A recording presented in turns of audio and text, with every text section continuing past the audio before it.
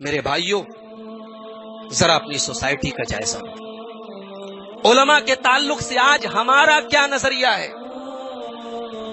علماء بھی آپ کی طرح انسان ہوتے ہیں، ان کے ساتھ بھی دنیا کے مسائل ہوتے ہیں، ان کے بھی بیوی بچے ہوتے ہیں، ان کے ساتھ بھی وہ تمام ضرورتیں ہوتی ہیں جو آپ کے ساتھ ہوتی ہیں۔ لیکن جب ہم تولتے ہیں تو ہم اپنے عالم کی ایک بھی غلطی معاف کرنے کے لیے تیار نہیں ہوتے۔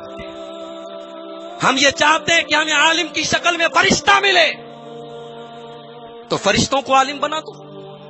انسان کو عالم بنایا ہے تو انسان کی کمزوریاں بھی اس کے ساتھ ہوں گی، انسان کے مسائل بھی اس کے ساتھ ہوں گے، انسان کی خطائیں بھی اس کے ساتھ ہوں گی۔ ایک عالم سے اگر کوئی غلطی ہو جائے، کوئی خطا ہو جائے، کوئی چوک ہو جائے، زبانیں بے لگام ہو جاتی ہیں۔ لوگ چرچے کرتے ہیں، غیبتیں کرتے ہیں، گدیوں پر، بیٹھکوں میں، مجلسوں میں۔ علامہ ابن عساکر دمشقی نے بڑی پوائنٹ کی بات کہی تھی۔ علامہ ابن عساکر دمشقی نے ایک جگہ بڑے پوائنٹ کی بات لکھی تھی، کہا تھا لحوم العلماء مسمومۃ، علماء کے گوشت زہریلے ہوتے ہیں۔ کیا مطلب؟ جب ہم کسی کی غیبت کرتے ہیں تو قرآن کہتا ہے کہ گویا ہم اس کا گوشت کھاتے ہیں۔ غیبت کرنا گوشت کھانے کے برابر ہے، مگر علماء کا گوشت زہریلا ہوتا ہے۔ علامہ ابن عساکر کہنا یہ چاہتے ہیں، جب آپ علماء کی غیبت کریں گے، علماء کی برائی کریں گے، علماء پر لعن طعن کریں گے، تو صرف غیبت کا ہی گناہ آپ کو نہیں پڑے گا، آپ اپنی دنیا اور آخرت برباد کرنے کے راستے پہ چلیں، کیونکہ ان کے گوشت جو ہوتے ہیں وہ زہریلے ہوتے ہیں۔ بڑی قربانیوں کے بعد کوئی عالم بنتا ہے میرے بھائیوں۔ ان مدرسوں میں پڑھنے والے بچوں کی حالت جا کر دیکھیے۔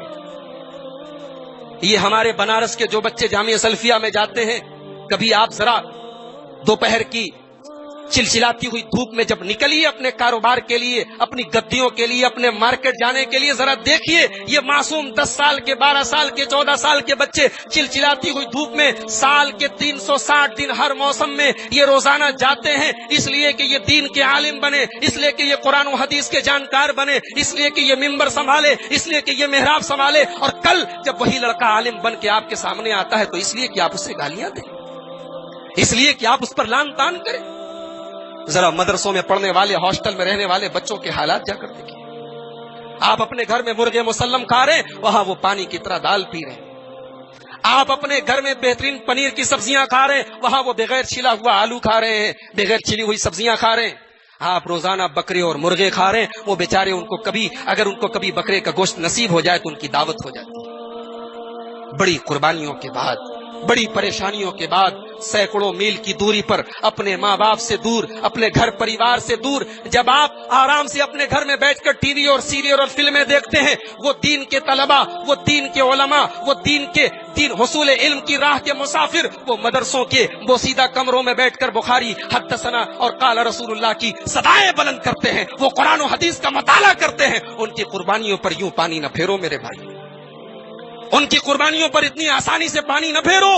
یہ دین کے عالم ہیں، یہ آپ کے رہبر ہیں، یہ آپ تک قرآن و حدیث کو پہنچانے والے ہیں۔ یہ ختم ہو گئے، اللہ کی قسم آپ کو جنازے پڑھانے والے نہ ملیں گے، یہ ختم ہو گئے، آپ کو نکاح پڑھانے والے نہ ملیں گے، یہ ختم ہو گئے، آپ کے ممبر کو سنبھالنے والے نہ ملیں گے، یہ ختم ہو گئے، قرآن غلط پڑھنے والے آپ کے امام بنیں گے، یہ ختم ہو گئے، غلط عبارتیں پڑھنے والے آپ کے خطیب بنیں گے۔ آج حالات دیکھیے ہندوستان کے، میرے پاس فون آتے ہیں، مولانا ہماری مسجد کے لیے کوئی امام بتا دو، کوئی خطیب بتا دو۔ کبھی گجرات سے فون آتا ہے، کبھی بمبئی سے فون آتا ہے، کبھی آس پاس سے فون آتا ہے۔ لاکھوں مدرسے ہیں، لاکھوں مدرسے ہندوستان کی سرزمین پر ہیں، مگر مسجد میں پڑھانے والا امام نہیں مل رہا ہے۔ کیوں؟ اب یہ مدرسے سے بچے پڑھ کے یہ نہیں جانا چاہتے مولوی گیری کی لائن میں، یہ امام نہیں بننا چاہتے۔ مسجد کا امام، کہتے ہیں مسجد کا امام پورے محلے کی بیوی ہوتا ہے۔ کیا مطلب؟ پورا محلہ جو چاہتا ہے، امام صاحب آج آپ نے نماز بڑی لمبی پڑھا دی، امام صاحب آج آپ نے قرات بڑی لمبی کر دی، امام صاحب آپ کو رکوع بہت بڑا ہو گیا،